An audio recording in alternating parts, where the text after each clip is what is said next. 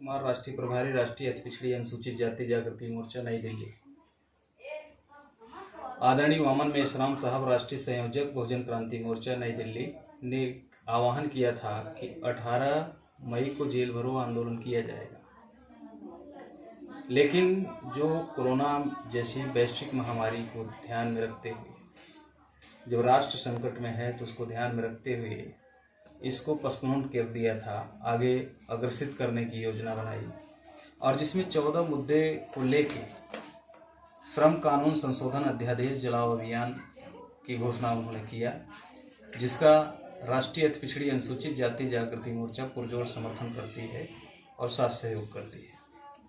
ये 14 मुद्दे इस देश के मजदूर, मजलूम, कमजोर, SC, ST, OBC के समर्थन के मुद्दे हैं। और इस देश में जो हमारे महापुरुषों ने लड़ाई लड़के हम लोगों को दिए हुए अधिकार थे, उनको ये समाप्त करने की योजना और षड्यंत्र जो है इस देश में RSS और भारतीय जनता पार्टी और कांग्रेस की मिलीजुली जो योजना है उसको विफल करना बहुत अनिवार्य है।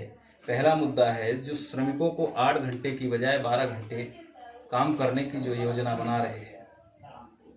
अब ऐसे कोरोना जैसे वैश्विक महामारी के समय जब मजदूरों के पास आर्थिक संकट है, आप बड़े उद्योगपतियों का पैसा माफ करते हैं, कर्ज को माफ करते हैं, और बार बार किसान और मजदूरों को कर्ज देने की बात करते हैं, और आप 8 घंटे से 12 घंटे काम लेना चाहते हैं उनसे, उन्हें बंधुआ मजदूर बनाना चाहते हैं। इसलिए हम उसका विरोध करते हैं।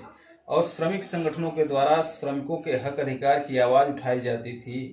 इस एक्ट संशोधन के कारण श्रमिक संगठनों को प्रभावहीन कर दिया गया है।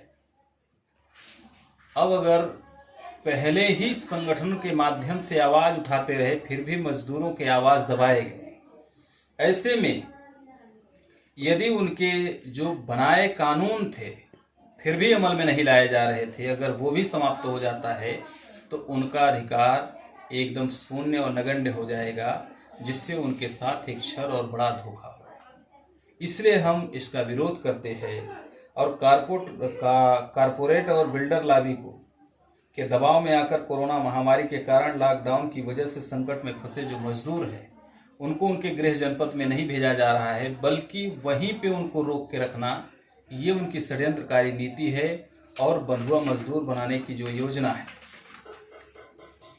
लॉकडाउन के द्वारा संकट में फंसे मजदूरों के पास पर्याप्त राशन और सामग्री नहीं पहुंचाने का मुद्दा, जो कि अभी भी ये सामने उभर के आ रहा है कि उनके खाने पीने के संकट मंडरा रहे उनके ऊपर, और भूखे प्यासे मजदूर, प्रवासी मजदूर मर रहे हैं।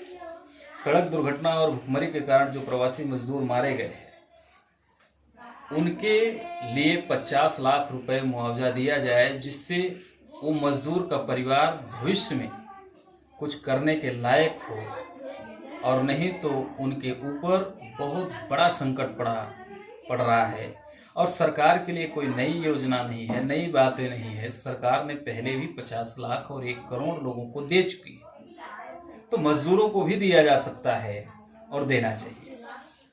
केंद्र सरकार के निजीकरण की नीति के द्वारा ऑयल कंपनियों द्वारा पब्लिक अंडरटेकिंग सेक्टर को बेचने का कार्यक्रम, और ये सरकार योजना बना के निरंतर जो सरकार की संपत्ति है उसे कौड़ियों को भाव में प्राइवेटाइजेशन कर रही है और बेच रही है, जिससे राष्ट्र की संपदा बेचने का जो योजना बना रही है, इससे राष्ट्र संकट की घड़ी में चला जाएगा। और राष्ट्र की संपत्ति को उन्होंने शून्यता की ओर लेके जाना, ये उनका एक मापदंड, दोहरा चरित्र का मापदंड दिखाई देता है। एक तरफ पूंजीपतियों को बढ़ावा देना और सरकार की संपत्ति को कमजोर करना, ये राष्ट्रीय हित में नहीं है। इसलिए हम इसका विरोध करते हैं। राहत के नाम पर केवल पैकेज की घोषणा करना और गरीबों के पैसों पर पूंजीपतियों को बचाने का काम करना, केंद्र सरकार ने राहत देने के बजाय केवल कर्जा देने का मामला घोषित किया। अब ऐसी परिस्थिति में जो मजदूर मारे फिर रहे हैं, उनको संभालने, उनको बचाने, उसको संजोने की जरूरत थी, तो उन्हें कर्ज देके और उनकी जो बची कुची संपत्ति है उसको भी नीलाम करने की योजना समझ में आती है। आदिवासियों की अनुसूची जो 5वीं 6वीं अनुसूची के विरोध में दिए गए निर्णय के विरोध में अमल के लिए केंद्र सरकार का राजी न होना आदिवासियों के विरोध में बहुत बड़ा षड्यंत्र है। इसका भी हम लोग विरोध करते हैं।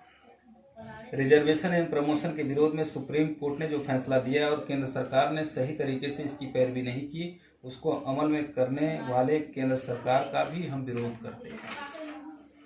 पब्लिक अंडरटेकिंग सेक्टर में जो नवरत्न कंपनियां हैं जो भारत को सालाना लाखों करोड़ों रुपए इनकम देती हैं, उनको भी चहेते उद्योगपतियों को बेचने के विरोध में यह आंदोलन कर रहे हैं। SC ST OBC के ऊपर 3000 सालों से मंदी का संकट छाया हुआ है। अगर उनको परिस्थितियों से नहीं निकाला गया, तो कोई भी राहत पैकेज नहीं दिया गया, तो इसका भी हम विरोध करते हैं।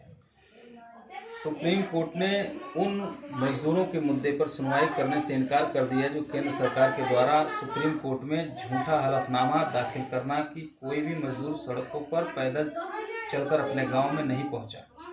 सुप्रीम कोर्ट और केंद्र सरकार ने मजदूर के प्रति उपरोक्त रवैया अपनाया, उसका भी हम विरोध करते हैं।